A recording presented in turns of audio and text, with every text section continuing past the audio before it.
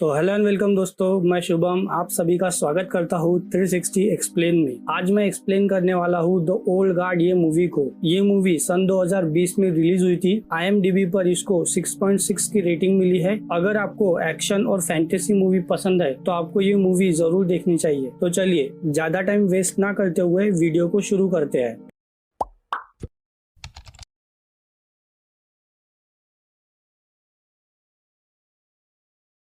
तो मूवी शुरू होती है एंड हम कुछ लोगों को जमीन पर जख्मी हालत में पड़े हुए देखते हैं एंड बैकग्राउंड में हमें एक लड़की की आवाज सुनाई देती है जो बोलती है कि आज फिर वही हुआ। कभी कभी तो लगता है कि हम उठे ही ना, लेकिन फिर से वही जवाब आता है। और फिर सीन शिफ्ट होता है और हम देखते हैं एंडी और बुकर को। बुकर एंडी को किसी जेम्स कॉपली के लिए काम करने के लिए बोलता है, लेकिन एंडी बोलती है कि हम एक आदमी के लिए दोबारा काम नहीं करते बुकर। और फिर दोनों भी वहाँ से होटल के लिए निकलते हैं जहाँ पर उनके दो दोस्त जॉय और निक्की उनका वेट कर रहे थे। होटल में आने पर एंडी का फेस एक लड़की के सेल्फी में आ जाता है और फिर एंडी उसकी फोटो खींचने के बहाने उससे उसका फोन लेती है और अपनी वो फोटो डिलीट करती है। और फिर दोनों भी होटल रूम में जाते हैं। रूम में आने पर एंडी का वेलकम जॉय और निक्की करते हैं। थोड़ी देर बाद निक्की एंडी को कुछ खाने के लिए देता है और एंडी को पहचानना है कि वो डिश वो कहाँ से लाया है। एंडी उसे खाते ही उसमें डले सारे इंग्रेडिएंट्स और कंट्री का नाम सही सही बता देती है। अगले सीन में हम एंडी और बुकर को देखते हैं जो कि जेम्स कॉपली से मिलने के लिए आए थे। जेम्स उन्हें सैटेलाइट से खींची हुई फोटोज दिखाकर बोलता है कि यहाँ पर कुछ लोगों ने कुछ 10-12 बच्चों को बंदी बनाकर रखा हुआ है एंड तुम लोगों को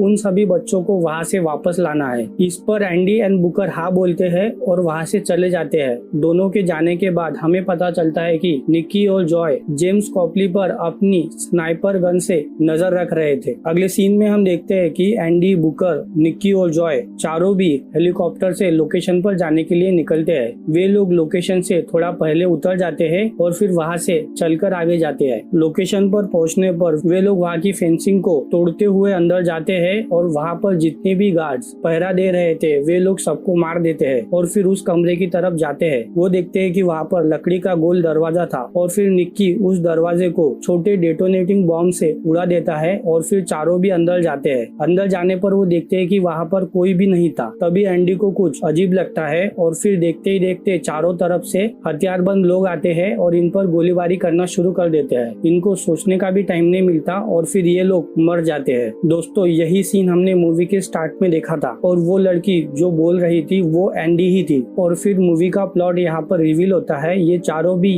अमर योद्धा है और इनके घाव कुछ ही मिनट में वापस से भर जाते हैं और फिर ये जिंदा होते हैं और चारों भी सभी लोगों को कुछ ही मिनटों में मार गिराते हैं। एंडी गुस्से से यहाँ वहाँ देख रही थी, तभी उसे वहाँ पर एक कैमरा दिखता है। एंडी उस कैमरा को गुस्से से तोड़ देती है। दूसरी तरफ हम देखते हैं जेम्स कॉपली को जो कि उस कैमरा की मदद से इनके ऊपर नजर रख रहा था और उसने उस फुटेज को कैप्चर कर लिया था जिसमें ये लोग मरकर वापस जिंदा होते हैं। तभी हम जेम्स कॉपली के टेबल पर एक फोटो देखते हैं जिसमें ये चारों लोग थे, लेकिन वो फोटो 1864 की थी। मतलब ये लोग 150-200 सालों से जिंदा है। अब चारों भी बाहर आते हैं और ट्रेन से कहीं पर जाने के लिए निकलते हैं। दूसरी तरफ हमें अफगानिस्तान की आर्मी दिखाई जाती है जो कि एक क्रिमिनल को ढूंढ रहे थे। उसमें से ही एक लेडी ऑफिसर का नाम है नायल। वो अपने 2 लेडी ऑफिसर्स के साथ एक घर में जाती है चेकिंग करने के लिए। वहाँ पर सारी औरतें होती है और वो नायल को कुछ भी बताने के लिए तैयार नहीं थी। और फिर नायल अपने साथियों के साथ उनके पीछे बने हुए कमरे में जाती है। अंदर जाते ही वो बंदा नायल को शूट करने ही वाला था कि नायल उसे शूट कर देती है, लेकिन वो जिंदा था तो नायल उसे बचाने के लिए जाती है, लेकिन वो बंदा नायल पर ही चाकू से वार कर देता है और फिर नायल के साथी नायल को आर्मी कैंप लेकर जाती है इलाज के लिए। थोड़ी देर बाद नायल एंडी एंड ग्रुप को अपने सपने में देखती है और फिर वो झटके से उठ जाती है। दूसरी तरफ एंडी एंड ग्रुप को भी नायल का सपना आता है। वे लोग भी झटके से उठते हैं और फिर जोए सबसे डिस्कस कर नायल का चेहरा बनाता है और फिर एंडी उस पेपर को लेकर नायल को लेने के लिए निकल जाती है। अगले सीन में हम देखते हैं कि एंडी आर्मी कैंप पहुंच जाती है। नायल अपने 2 साथियों के साथ बात कर रही थी, तभी एंडी आती है और तीनों को भी एक झटके से बेहोश कर देती है। और फिर एंडी आर्मी की एक जीप में नायल को डालकर वहाँ से निकल जाती है। रास्ते में नायल को होश आता है एंड वो जीप का पिछला हिस्सा खोलकर नीचे गिर जाती है और वहाँ से भागने की कोशिश करती है, बट एंडी उसे पीछे से गोली मार देती है और वो मर जाती है। लेकिन रुके दोस्तों, क्योंकि नायल भी अब एक अमर योद्धा होता है, इसीलिए वो थोड़ी देर बाद वापस से जिंदा हो जाती है। थोड़ी देर बाद दोनों भी एक प्लेन के पास पहुंचते हैं। प्लेन में जाने पर नायल देखती है कि वहाँ पर काफी सारे ड्रग्स के पैकेट पड़े हुए थे, तो नायल को शक होता है कि ये सब इन लोगों की साजिश है और फिर प्लेन पेरिस के लिए वहाँ से निकलता है। एंडी के सोने पर नायल एंडी को लॉक से बांध देती है और पायलट को नीचे उतरने के लिए बोलती है, लेकिन तभी एंडी को होश आता है और वो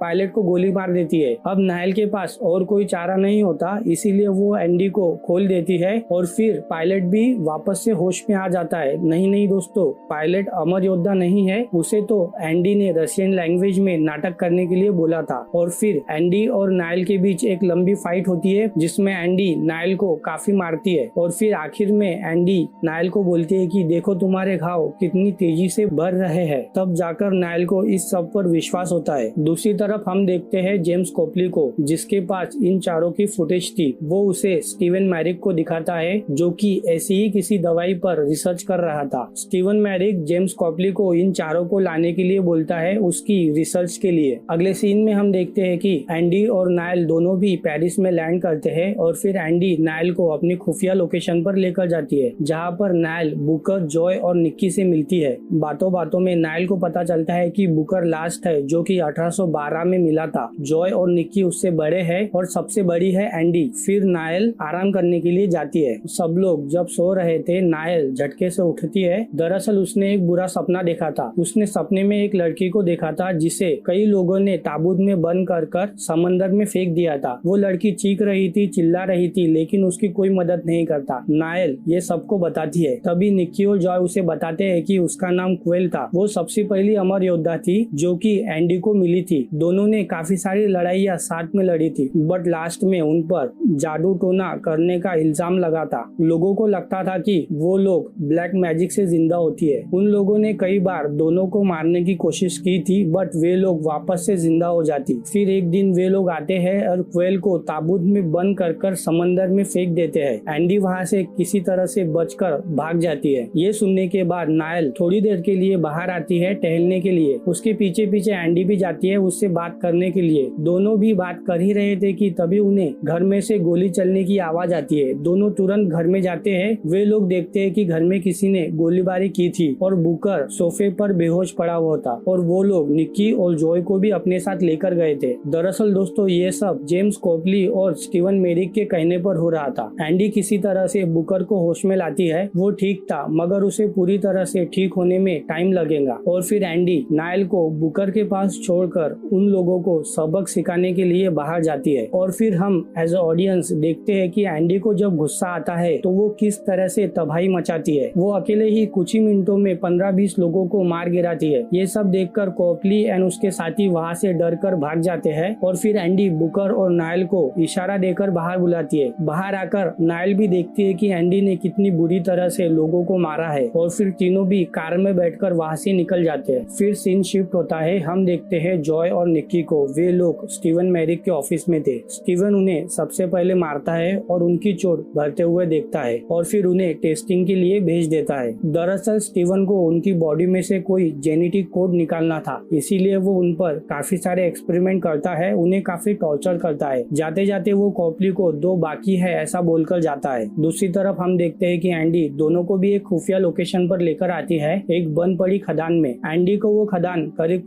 1150 में मिली थी। तब से वो यहाँ पर अपना सारा सामान रखती है और एंडी बुकर को कॉपली को ढूंढने के लिए बोलती है। तीनों भी जब बातें कर रहे थे तभी एंडी की नजर उसके घाव पर जाती है जहाँ से खून निकल रहा था। दरअसल फाइट के दौरान एक सोल्जर ने एंडी को चाकू मार दिया था और उसका घाव अभी तक है। इसका मतलब एंडी अब अमर योद्धा नहीं रही। ये बात एंडी बुकर और नायल को नहीं बताती और फिर वो बाहर चले जाती है। एंडी एक जनरल स्टोर में जाती है दवाइयाँ लेने के लिए। तभी शॉप ओनर की नजर एंडी पर जाती है और फिर वो एंडी को फर्स्ट एड लगा देती है। थोड़ी देर बाद एंडी वापस खुफिया लोकेशन पर आती है और वो नायल से कुछ बातें कर रही थी। दूसरी तरफ बुकर को जेम्स कॉपली का एड्रेस मिल गया था। वो इन्हें ज्वाइन करता है और फिर तीनों भी एड्रेस के लिए निकलते हैं। अगले सीन में हम देखते हैं कि एंडी, बुकर, नायल तीनों भी कॉपली के घर के बाहर पहुंच जाते हैं। एंडी बुकर को आगे चेक करने के लिए भेजती है, पर जब एंडी नायल को गन देती है तो नायल उसे लेने से मना करती है क्योंकि उसे घर जाना था, ये सब नहीं करना था। और फिर एंडी नायल को अपनी गन और कार कीज देती है और वहाँ से चली जाती है। थोड़ी देर बाद नायल भी वहाँ से कार कार लेकर निकल जाती है। बट जब रास्ते में किसी काम से